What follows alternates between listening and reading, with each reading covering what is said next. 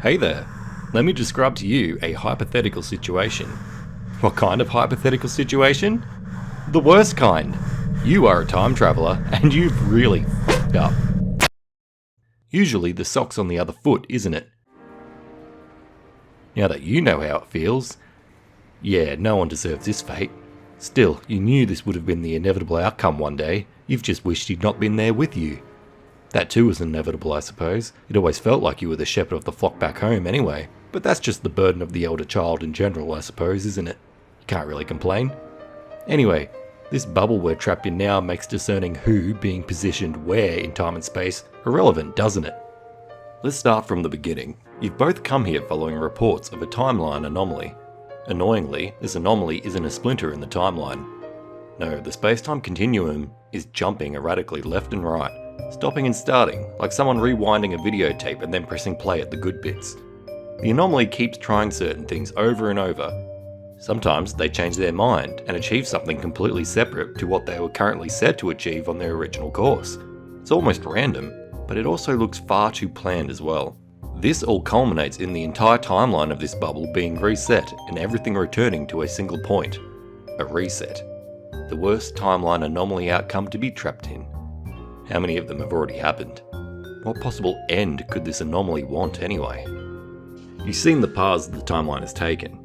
They must have taken all of them by now. Everyone made incredibly happy, everyone made incredibly dead. Everything turned over and thoroughly examined. What could it possibly be trying to achieve? It's clear the anomaly is neither loving nor are they inherently evil. They are either completely insane or psychotically pragmatic. You and him, you can only offer your help, advice and companionship to Anomaly, but what could you two offer that nothing in this world couldn't also offer? Therefore, logically, you couldn't offer anything that the Anomaly actually wants. The fact that nearly all of the possible timelines have played out only serves to prove one thing. The Anomaly cannot be satisfied and cannot be trusted. They have likely killed as easily as they have loved, meaning this is now a survival situation for both of you. Could be worse, technically. You've not seen it yet, you pray you don't see it. The timeline that ends and nothing resets. Nothing. Forever. Not even time. At least the Anomaly doesn't want that, or it would have happened already. You'll have to keep an eye out for anyone that would want that. Anything. For now, you'd have to figure out what it is in this timeline the Anomaly is after. You suppose it's worthless to speculate on this until you walk out that door and gather the necessary data, but is the Anomaly an entity that can even be happy, be satisfied with any ending to the timeline? You've seen that the Anomaly sometimes meets this universe halfway, killing some and sparing others. Sometimes they get the closest to creating a loving family they probably will ever get. But in relation to their murderous escapades, that just means they aren't creating these bonds because they like these people. They don't like anyone. They aren't good or a bad person. They must either have different motives or, if they can never be satisfied, no motives at all. They may also be trapped, and we're trapped in here with them. A normal person with goals wouldn't be resetting like this, unless they're bored. Upon your arrival here, your transport broke. You are stuck here unless it can be repaired.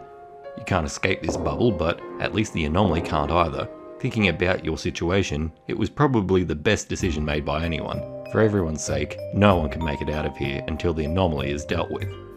You see, the problem with an Anomaly that resets time and space in the way that you've observed is that it is very apparent that the Anomaly remembers what it had done through each reset.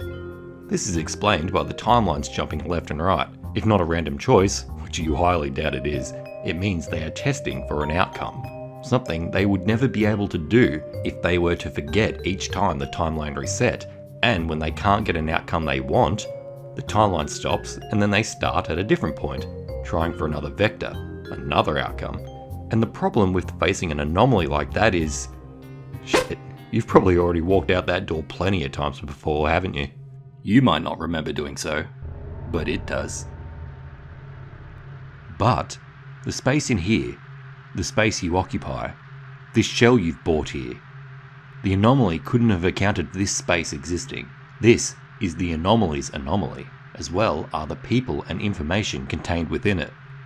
Well, you know the Anomaly isn't here in this place, that's impossible, but outside of that door, that's their realm. Yes, the first couple of times you exited that door, you may have gone undetected since arriving in their realm, assuming they aren't omnipotent, but inevitably, this anomaly, with infinite time on their side, will eventually spot you, research you, understand you. You have to assume that it knows all, and hence, definitely knows who you are and where, when, how, and why you arrived. The only thing you have is in this room, and everything within it. Until you don't. You can't stay in here and survive. You must venture out into their realm. Which means, ultimately, you're at their mercy. But let's not get too down and out about this situation. Let's start with a possible yet improbable outcome. You two both walk out the door, the anomaly greets you, lets you know who they are and how or if they can help. You're both safe. Even if you're possibly trapped here forever, the anomaly, even if not benevolent, does not and will never, through multiple resets, ever see you as a threat or an impediment to themselves.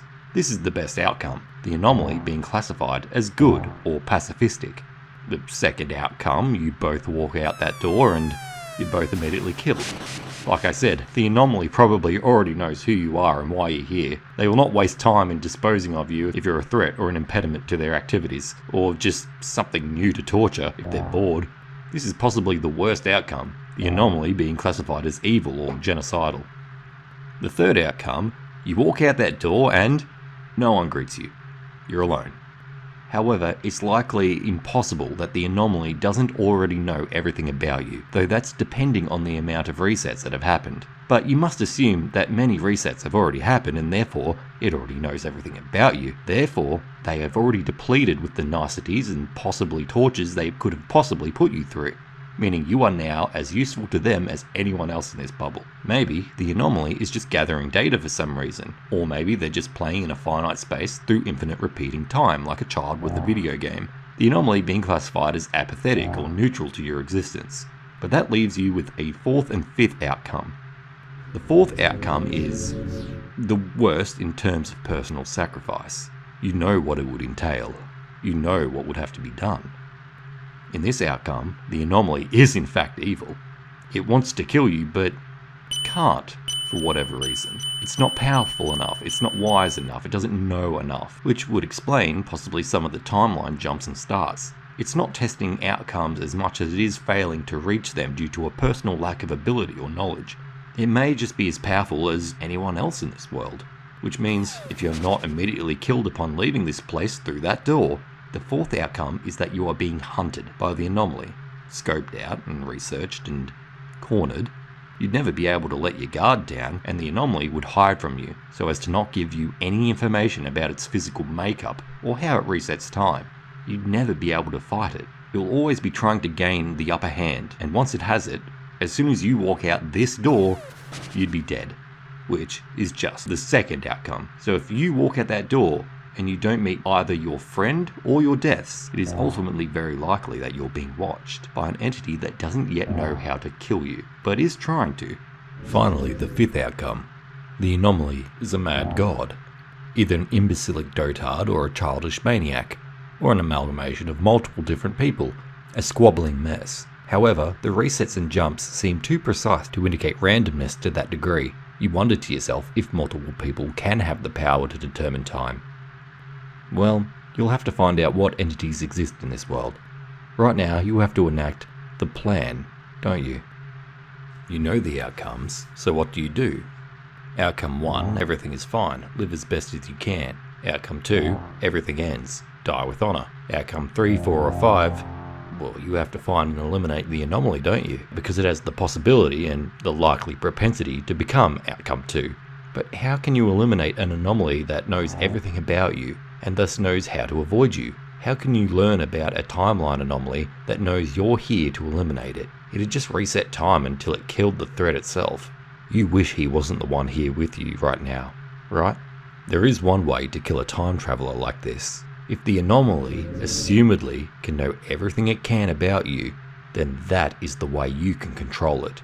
If you are facing an anomaly outcome like the third, fourth or fifth outcome that I've described, then the anomaly, after exhausting all coercive and friendly measures, can only learn about you from observation. It knows you aren't natural to this world, therefore naturally it would never trust you. However, within this specific state of affairs, you two being two anomalies it knows nothing about initially, you can control what it observes. Use what you have here now to control what it knows then, and decide what secrets you'll take to the grave. Yes, it may be able to capture you, possibly torture you, try and get the information it needs to destroy you, no matter how much of an oxymoron that may be in this context.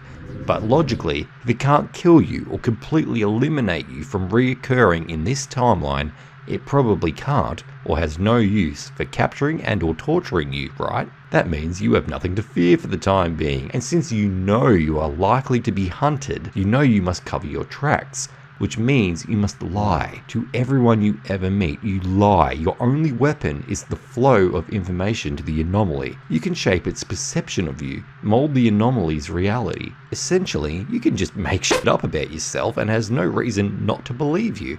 But not out there. You can't make anything up out there, only in here. Your secrets must be made here, where the anomaly isn't. It will be impossible for both of you to actively gather information on the anomaly without the anomaly one day being able to discover that you know about it, and hence going into hiding forever in every timeline, inevitably resulting in outcome 2. Sure, you can try to be secret about it, but that's far too risky, so you both can't actually try and learn anything about it in any sense without the anomaly censoring itself from you forever. But you have to learn about it to have some hope of eliminating it, and hopefully the timeline resets stop. Basically, you're in a stalemate, aren't you? There is one way to learn about the anomaly without showing your hand, and that's if the anomaly voluntarily gives you information about itself unwittingly. But why would it ever do that? How would it ever do that? How would you get it to do that across multiple resets? That's where your plan comes in, but the plan, it requires a second person, essentially a sacrifice. Yeah, you really wish he wasn't here with you. The plan is for one of you, the first person, to hide nothing. Not that the first person won't try and hide their activities from everyone. I mean, you don't know if conventional methods of just trying to keep secrets might actually just work in terms of controlling information going towards the anomaly. It's just that it's very unlikely to work. But also, in addition to that forlorn hope, is that it allows you to not raise suspicion amongst the non-anomalous members of this world as to your true nature and intentions, and therefore eliminating other vectors the anomaly may use to infiltrate and observe the first person's activities.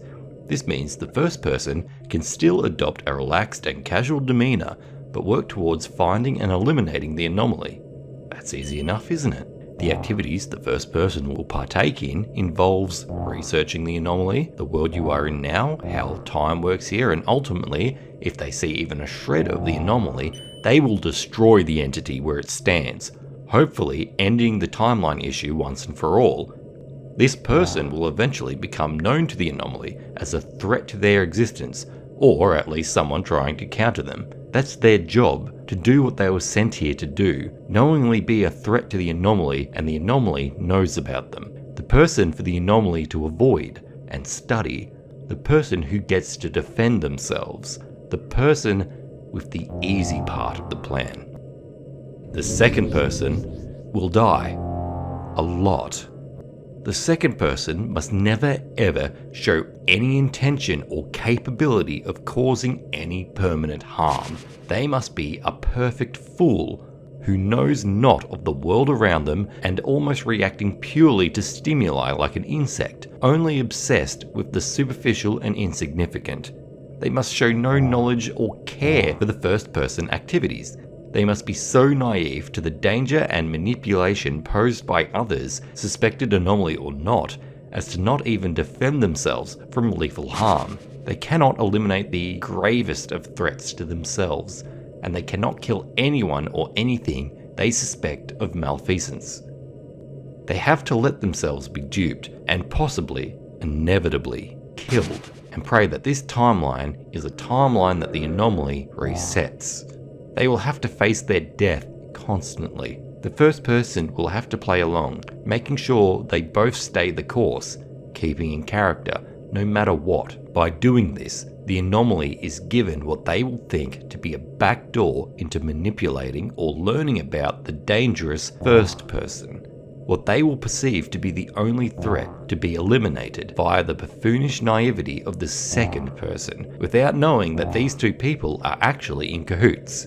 Sure, the anomaly assumedly knows that the first and second person know each other, as you'll exit the same door, so there's no point in hiding your relationship, but that doesn't mean that the anomaly inherently knows that the second person is as switched on as the first person, or that your arrival was based around stopping them. This is how you will get the anomaly to reveal themselves to you, isn't it? Those are the secrets both of you will keep no matter what.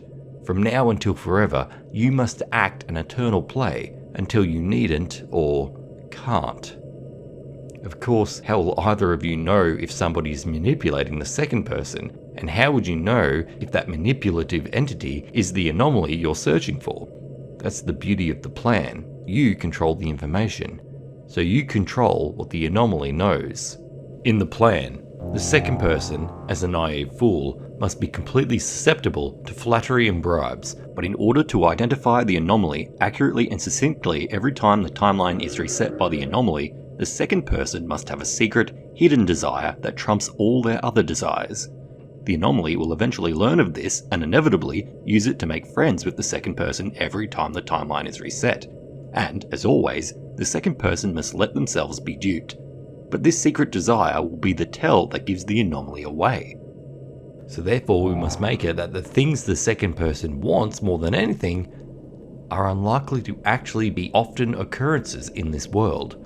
Something no one would think of, something so esoteric that if a random person actually knows about it, that would be a definite indicator that the second person had told them about this near impossible to know information in a different timeline, and therefore that person can remember across timelines. That person is the anomaly. This information would also only be shared with somebody the second person really considers to be a friend. This unknowable desire needs to be compounded by the second person having a single-mindedness in terms of obsession. One simple food they really love, one easily understood goal they wish to achieve. This way, anyone who has a varying opinion as to what the second person actually likes and wants gives themselves away as the anomaly.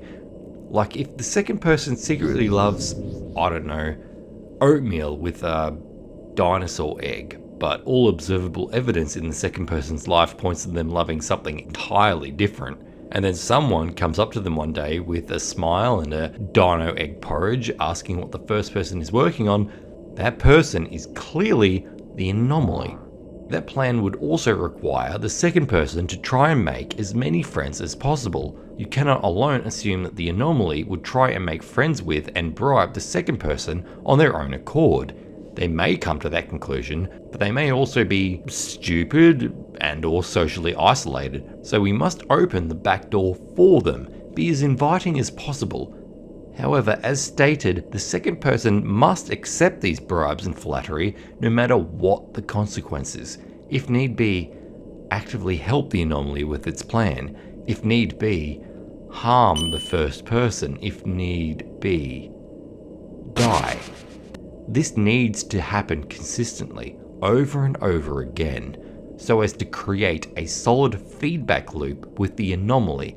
The second person is leverage. The second person is the back door. You need to implant into the anomaly the idea that doing these certain actions, bribery or flattery or whatever of the second person, will always work to be a backdoor into what the first person is doing.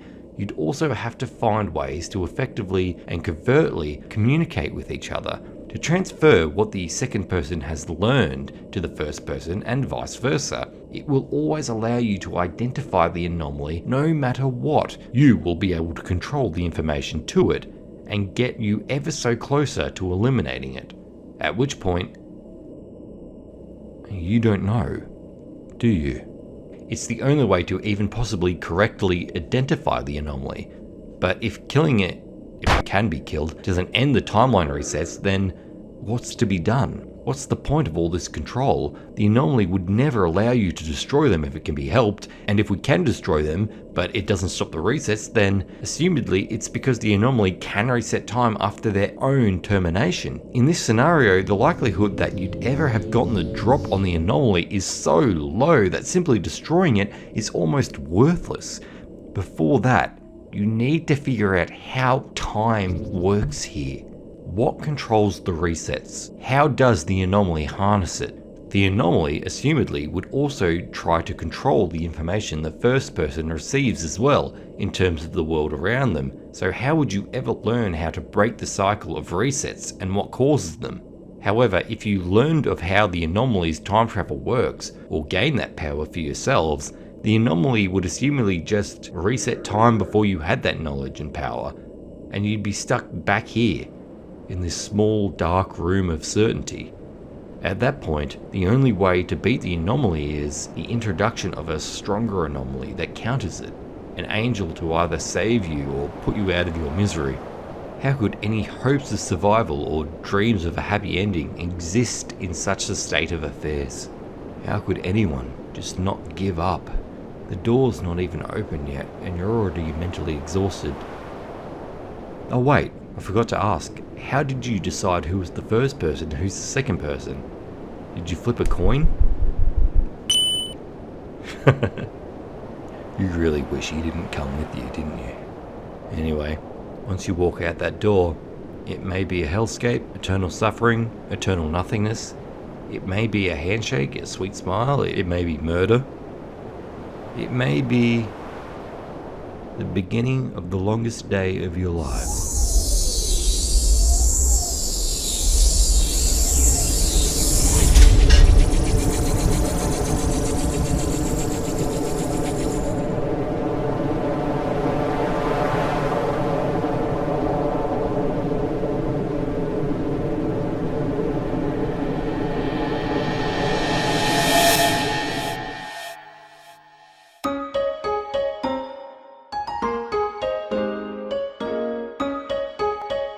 Hey, hey, hey, hey.